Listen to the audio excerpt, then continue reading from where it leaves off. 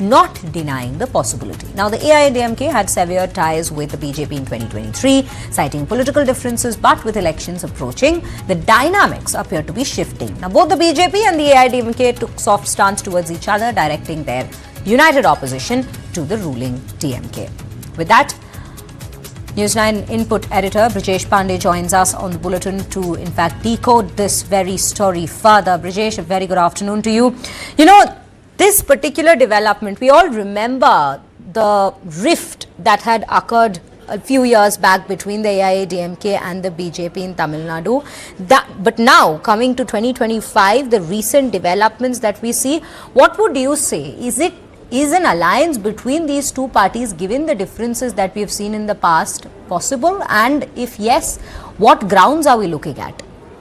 Well, you know, what we've been given to understand that this meeting between Home Minister Amit Shah and Palaniswami is extremely crucial as far as assembly elections in Tamil Nadu next year is concerned. Now, this meeting itself assumes a lot of significance because if you remember, as you were pointing out to our viewers, that, you know, in 2023 when the deal broke between AIADMK and the BJP, there was a lot of bad blood between them. And one of the key architect or the key figure of that bad blood was Annamalai, you know, where he went on to, you know, going on his exposure spree, exposing the corruption of DMK and also exposing the corruption of AIADMK, which led to a lot of hot talk between the two parties. You know, he went on to say that, you know, that if the BJP wants to be a player in the politics of Tamil Nadu, then it has to make sure that it does not use crutches of either AIADMK or the DMK, and they should walk solo. But it looks like, you know, a 1 year of wilderness or 1 year of you know, how the politics has moved as far as the Tamil Nadu politics is concerned. It has led to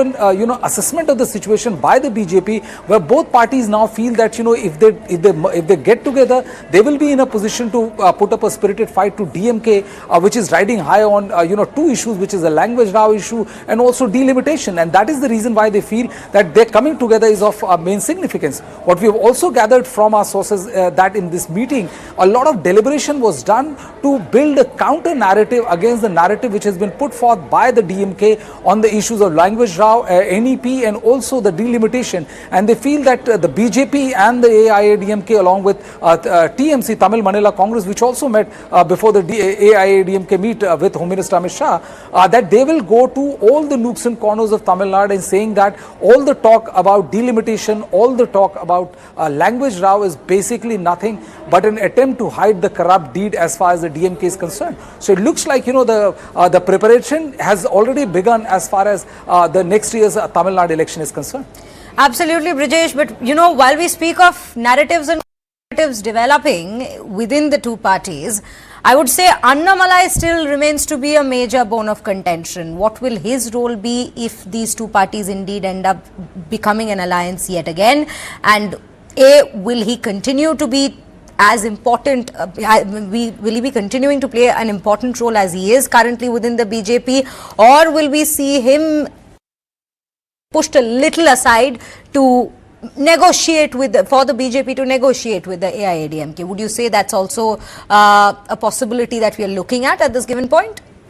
Well, I think, you know, in politics, the most permanent thing is interest. And right now, the interest, the AIADMK, TMC and also BJP feels that it is in their mutual interest to come together to take on DMK in the next year's assembly election. Yes, I agree that the kind of role and the kind of importance which was given to Annamalai during the negotiation which went on between AIADMK and BJP. And if you remember, you know, there were a lot of talks between hot talk between the BJP and the AIADMK. And when Palaniswami and other senior AIADMK leaders went to meet Amit Shah, you know, Annamalai was given the pride of place and he was sitting right next to Home Minister Amit Shah, thereby giving a clear signal that, you know, that the BJP is not going to compromise on Annamalai. But now the situation is completely different. You know, we saw what was the result of 2024 general election, and I think, you know, Annamalai will also will be willing to walk the talk to make sure that he remains relevant as far as the politics of Tamil Nadu is concerned.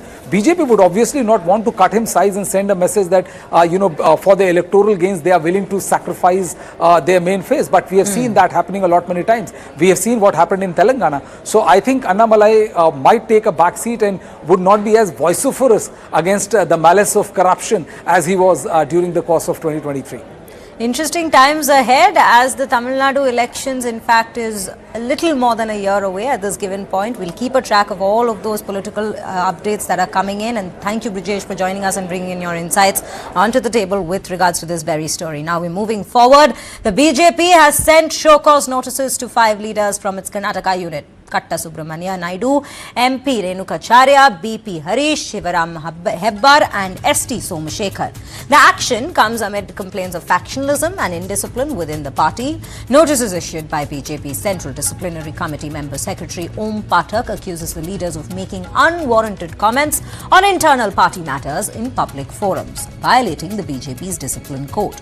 Now, factional tensions have been rising with the rebel group opposing State President B.Y. Vijayendra. Meanwhile, Vijayendra's supporters have also targeted dissident leaders like Basavanagowda Patil Yatnal.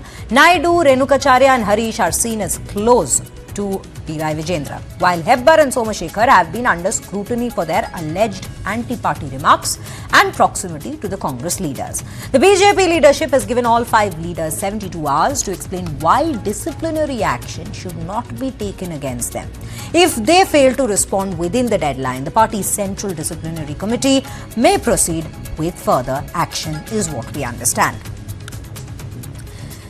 These are the particular updates that we understand. The BJP sending show cause notices to 5 of its leaders from the Karnataka unit. In fact, from what we have witnessed over the last couple of months, in fact, starting from somewhere late 2024 itself, rifts within the Karnataka BJP unit have only been intensifying. We have seen Basavanagowda Yatnal opposing B.Y. Vijayendra, raising questions about his chiefdom in the very party at this given point, him leading the very party at this given point, questioning his credibility to do so at the given point. And now we see the rift only widening with each passing day, with show cause notices being given to 5 of the leaders from the Karnataka unit. This is the very story that we are tracking in this very hour from Karnataka BJP unit. With that, we are moving on to our neighbouring nation, Bangladesh. In a critical address to the nation on the eve of Independence Day and Eid ul-Fitr celebrations, Mohammad Yunus, chief advisor to Bangladesh's interim government, has sounded the alarm on proliferation of misinformation. He warned that deliberate attempts to destabilize the country through false information are on the rise, particularly as elections approach. Now, let's take you through what exactly has been said and the highlights of what has been said by Yunus. Yunus highlighted the use of manipulated images and misattributed incidents to create social unrest. Now, he emphasized that rumors are being spread through sophisticated methods, including combining images and passing off incidents from other countries as local events. This misinformation is causing significant concern on social media. Spread of misinformation has become a major challenge for the interim government. Fact-checking organizations have identified thousands of false claims, many of which are related to politics and religion. This, in fact,